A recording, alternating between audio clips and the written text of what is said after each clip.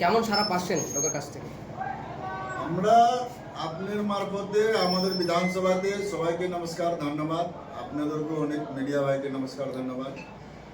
আর করমদিঘি বিধানসভাতে যেরকম আমরা ঝড় দেখতেছি, কংগ্রেসের যে আগে থেকে যে হাজি সাহেব এখানকার আমাদের হাজি সাজ্জাদ হোসেন সাহেব 8 বার এমএলএ ছিলেন, কংগ্রেসই আমাদের যে এখনো মাটি এটা কংগ্রেসই।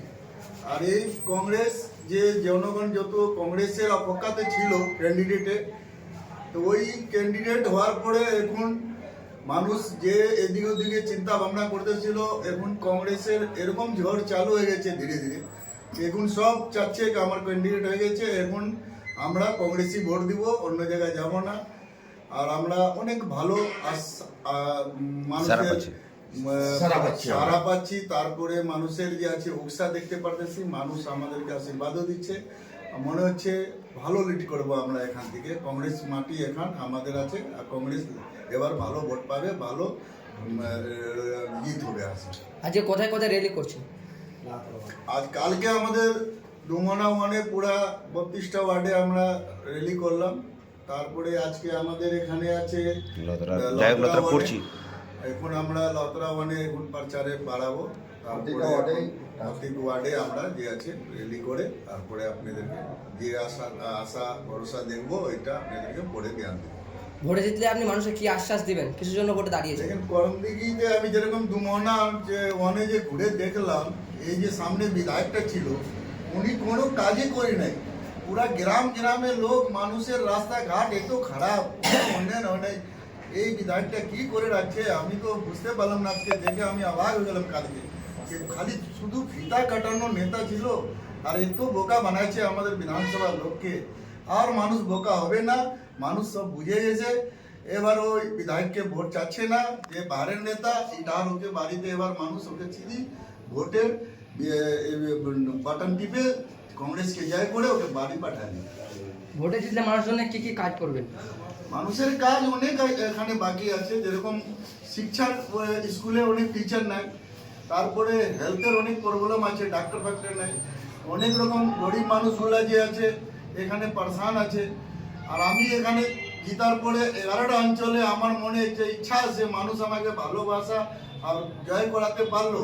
আমার মনে একটা অনেক ইচ্ছা আছে হেলথ সেন্টার ব্যাপারে। এখন বর্তমান ইমিডিয়েটলি আমি এটা জিতার পরে 11টা অঞ্চলে আমাদের পৌরসভা নিয়ে 12 জন আছে, 12টা অঞ্চল নিয়ে টাউন নিয়ে 11টা নিয়ে আমি অ্যাম্বুলেন্স দিব আমার তরফ থেকে সবাইকে গিফট, কে আমার গরিবের যে প্রবলেমটা আছে এটা কোনো রকম পার হোক।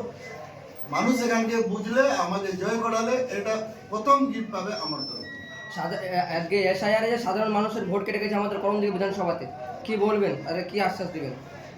এটা এখন মনে করেন যে নামটা কাটা গেছে, এখন তো ওটা যে মনে করেন রিভলিউশনে আছে, আর ট্রায়ালে আছে, এখন তো ওটা তো আমরা তো মনে করেন কাটি নাই। আমরা তো আমাদের রাহুল গান্ধী তো সেন্ট্রালে বিজেপির সঙ্গে এখন লড়াই করতেছে।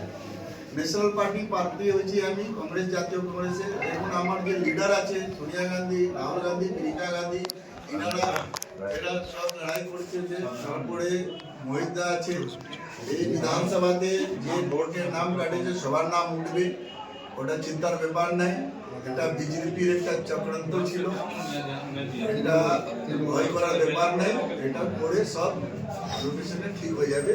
একটু এখন প্রবলেম আছে, যে নাম প্রথম কালেকশন করে আসতেছে, এর আগে আমি যে নাম বাকি হবে ওটাকে আমরা চেষ্টা করে যত পারবো জিতে আসলাম, তো লড়াই করে ওটাকে আমি ঠিকঠাক করে ওটাকে নামকে রেকর্ড করবো।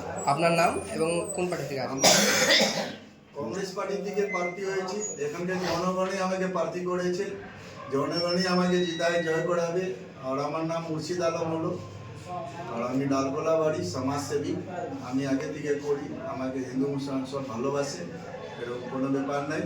এখানকার এক একটা মানুষ পড়ে জানে যাবে, না জানলে আরও জানে যাবে আমি কীরকম লোক, সমাজের জন্য আমি ভালো না খারাপ, সমাজ কীরকম আমাকে ভালোবাসা দেয় এটা নিজে সব মানুষ জানে যাবে। ঠিক আছে, ধন্যবাদ।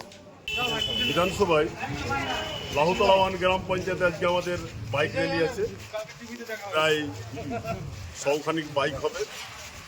জনগণ নিজ স্বার্থে উদ্যোগ নিয়ে এসছেন লাহুতলা ওয়ানটাকে ঘোরার জন্য। আমরা এই সাবধান বরতলা মোড় থেকে স্টার্ট করব, মাছমারি হয়ে তারপরে সাবধান হয়ে চলে যাব আমরা এদিক দিয়ে জঙ্গলিপুর হয়ে গনুপুর হয়ে উঠে জঙ্গলিপুর দিয়ে চলে যাবো পল্লপাড়া। মানে আমাদের লাহুতলা ওয়ানটা একটু গোল চেক্কার আছে, তো আমরা গোল চেক্কার ভাবে পুরো লাহুতলা ওয়ানটাকে ঘুরবো। আমাদের মুর্শিদ আলম সাহেব এসছেন, আমাদের ব্লক প্রেসিডেন্ট ভবেন ঘোষ সাহেব এসছেন। আমরা তাদের নেতৃত্বে আমরা লাহুতলা ওয়ানের লোক দলবদ্ধভাবে বাইক র্যালিটা আজকে করব।